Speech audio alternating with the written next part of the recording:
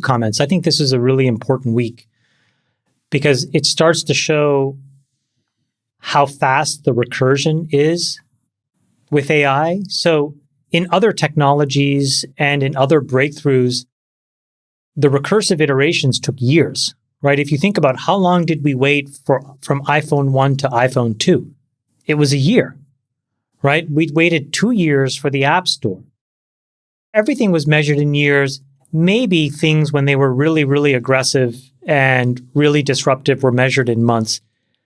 Except now, these incredibly innovative breakthroughs are being measured in days and weeks. That's incredibly profound.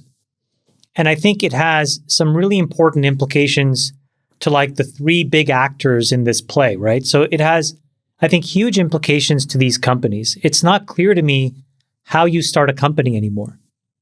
I don't understand why you would have a 40 or 50 person company to try to get to an MVP. I think you can do that with 3 or 4 people.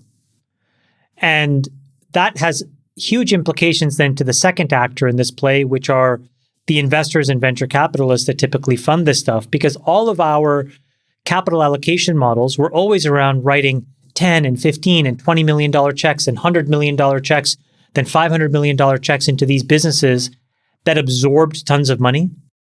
But the reality is, like, you're looking at things like Midjourney and others that can scale to enormous size with very little capital, many of which can now be bootstrapped.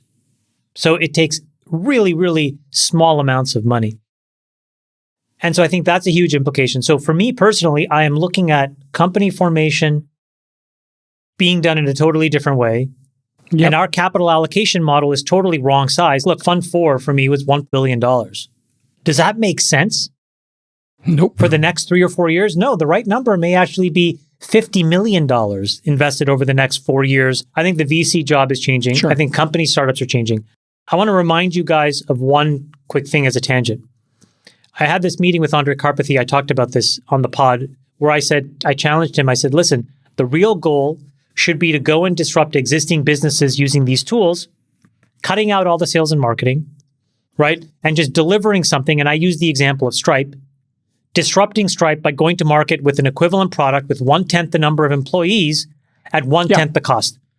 What's incredible is that this Auto GPT is the answer to that exact problem. Why? Because now, if you are a young industrious entrepreneur, if you look at any bloated organization that's building enterprise class software, you can string together a bunch of agents that will auto-construct everything you need to build a much, much cheaper product that then you can deploy for other agents to consume. So you don't even need a sales team anymore. This is what I mean by this crazy recursion that's possible. Yeah. So I'm really curious to see how this actually affects like all of these, It's a singular product companies. Yeah. I mean, it's a continuation, Chamath, of... And then the last thing I just want to say is related to my tweet. I think this is exactly the moment where we now have to have a real conversation about regulation. And I think it has to happen. Otherwise, it's going to be a shit show.